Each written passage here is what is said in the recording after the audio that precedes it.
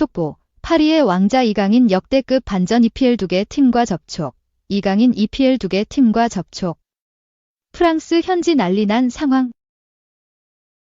이강인을 향한 빅리그 러브콜이 쏟아지고 있다. 지난 24일 현지 시각 프랑스 매체 풋메르카토는 이번 여름 이적 시장에서 이강인의 인기는 대단했다고 보도했다.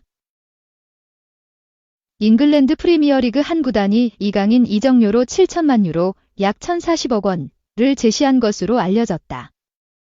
하지만 파리 생제르맹 측은 이를 거절한 것으로 보인다. 지난 시즌을 앞두고 이강인은 스페인 레알 마요르카에서 이적료 2,200만 유로, 약 327억 원의 PSG로 이적했다. 계약 기간은 5년이다. 불과 1년 만에 몸값이 3배 이상 오른 셈이다. 킬리안 음바페가 팀을 떠나면서 올 시즌 팀 내 핵심 멤버로 분류된 이강인의 가치는 폭등했다. 이강인을 원한 팀이 어딘지는 아직 밝혀진 바 없다. 하지만 뉴캐슬 유나이티드가 이강인을 원한다는 현지 보도는 계속 이어져 왔다. 빈 살만 사우디아라비아 왕세자가 실질적 구단주로 부임하면서 팀에 거금을 투자하고 있다. 사우디 프로팀도 이강인 영입을 시도한 것으로 전해졌다. 매체는 사우디 리그에서 이강인에게 초대형 계약을 제시했다며 만약 PSG가 이를 승인할 시 현지에서 가장 높은 연봉을 받는 선수가 된다고 설명했다. 2. 인기 폭발 이강인 올여름 초대형 제안 2개 거절 PSG.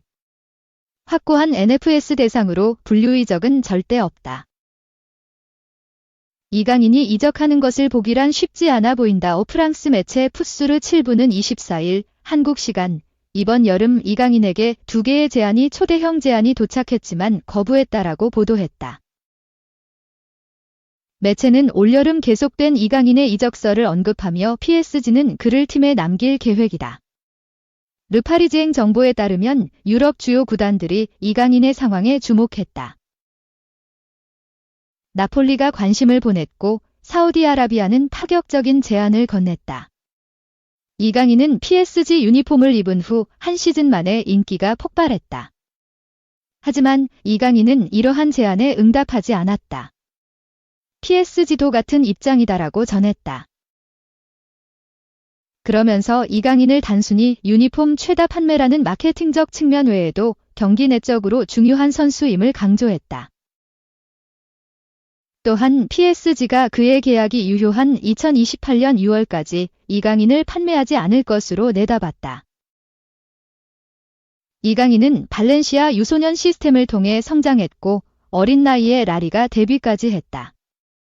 그러나 발렌시아는 여러 이유로 이강인에게 많은 기회를 제공하지 않았다.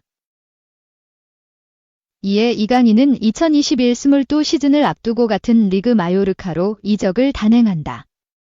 적정 수준 이상의 기회를 보장받자 이강인은 자신의 잠재력을 펼치기 시작했다. 데뷔 시즌 31경기 1골 3도움을 기록했고 이듬해엔 39경기 6골 7도움을 올렸다.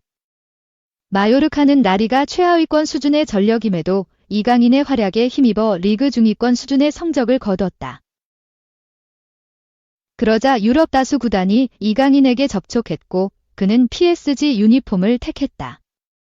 PSG에서도 이강인은 입단 첫해 공식전 36경기 5골 5도움을 기록하며 뛰어난 활약을 펼쳤다.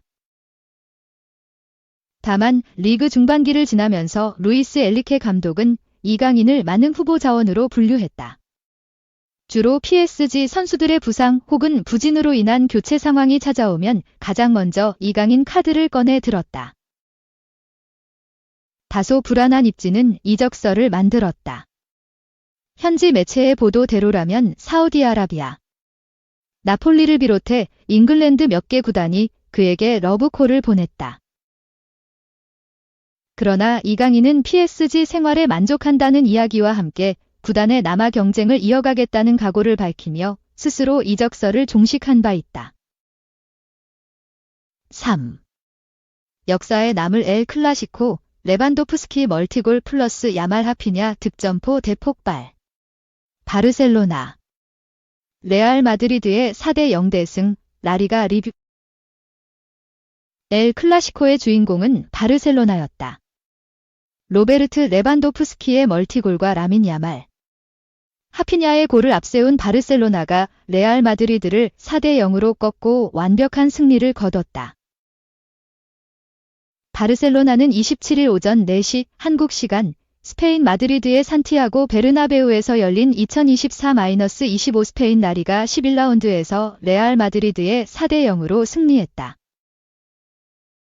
이날 승리로 바르셀로나는 10승 1패, 승점 30점로 선두 자리를 더욱 굳혔고, 패배한 레알 마드리드는 7승 3무 1패, 승점 24점로 2위에 머물렀다. 카를로 안첼로티 감독이 이끄는 홈팀 레알 마드리드는 4-4-2 포메이션을 가동했다. 안드리 루닌이 골문을 지켰고, 페를랑 맨디 안토니오 리디거에데르 밀리탕 루카스 바스케스가 백사를 구축했다. 미드필더진은 에두아르도 카마빈가 오렐리앙 추아메니 페데리코 발베르데 주드 벨링엄이 이뤘고, 최전방 투톱에는 비니시우스 주니오르와 킬리안 음바페가 나섰다. 한지 플릭 감독이 이끄는 원정팀 바르셀로나는 4-2-3-1 포메이션을 가동했다. 이냐키 페냐가 골문을 지켰고, 알레한드로 발데인이고 마르티네스 파우 쿠바르시질 쿤데가 백사를 구축했다. 3선에는 페드리와 마르크 카사도가 위치했고, 2선에 하피냐 페르민 로페스 라민 야말이 포진했다.